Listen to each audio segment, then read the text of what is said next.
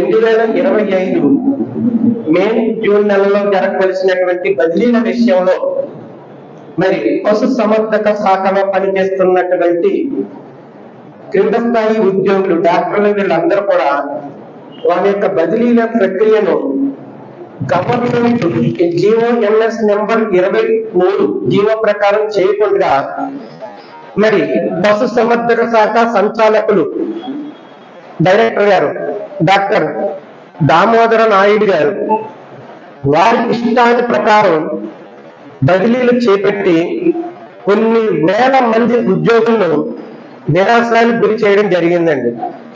ఇందులో ముఖ్యంగా గవర్నమెంట్ వారు ఇప్పుడున్నటువంటి government Telugu Desam party government Chandrababu Naidu గారు వారి ఉద్యోగుల పట్ల ఎంతో సానుకూలంగా ఎంతో పారదర్శకంగా వారికి బదిలీల ప్రక్రియ చేపట్టమన్నారండి. 5 సంవత్సరముల సర్వీస్ పూర్తి చేసుకున్నటువంటి వారికి బదిలీలు చేయాలి. అలాగే ఎవరైనా వికలాంగులు ఇంకొకరు ఎవరైనా గర్భిణీ స్త్రీలు ఎవరైనా ఉంటే వాళ్ళ కోరుకున్న ప్లేసులకు బదిలీ చేయండి. బదిలీ ప్రక్రియ కూడా కౌన్సిలింగ్ పద్ధతిలో జరపండి.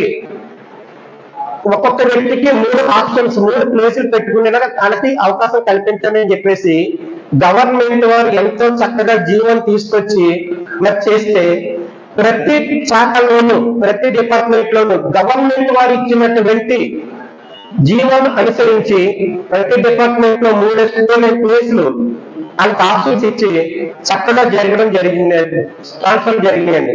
కానీ పశు సంవర్ధక శాఖలో సంచాలకులు డైరెక్టర్ గారు అయినటువంటి దామోదర నాయుడు గారు దానికి వ్యతిరేకంగా విరుద్ధంగా బదిలీల కోసం వెళ్తుంటే మీరు ఎమ్మెల్యే దగ్గర పోయి ఎవరు తెచ్చుకోండి, ఎమ్మెల్యే దగ్గరికి ఎవరు వెళ్తారండి?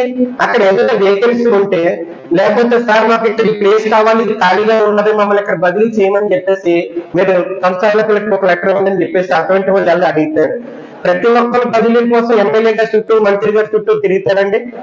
కానీ పద్మలీల విశాఖపట్నం జిల్లా గాజువాకలో పనిచేస్తున్నటువంటి డాక్టర్ గారు అమ్మాయి 3 సంవత్సరాలు అయ్యింది అక్కడికి వెళ్ళి. 3 సంవత్సరాలు అయితే ఆ అమ్మాయిని కనీసం అమ్మాయి ఇన్ఫర్మేషన్ లేకుండా ట్రాన్స్ఫర్ లిస్ట్ లో పెట్టకుండా ఏమీ తెలియకుండా అమ్మాయిని తీసుకెళ్లి ఎక్కడో గాలి పెట్టేశారండి, ఎక్కడో ఊరి చివరికి పాడేశారు ట్రాన్స్ఫర్. సీనియారిటీ ప్రకారం మీరు ఏదైనా చేయాలంటే 5 సంవత్సరాలు పూర్తవుతుంది కానీ మీరు చేయడానికి లేదు కదా, అవి బాగా ఎందుకు పెట్టారు అని చెప్పి తన భార్యను తీసుకుని సహసాల ఉద్యోగులు ఒక 50 మంది అక్కడికి వెళ్తే ఈ డైరెక్టర్ గారు దామోదర్ నాయుడు గారు నా ముందే మాట్లాడతామని అని చెప్పేసి ఆ భార్య ముందు 50 మంది సహసాల ఉద్యోగుల ముందు కొత్తగా చేయి పైపెట్టాడండి.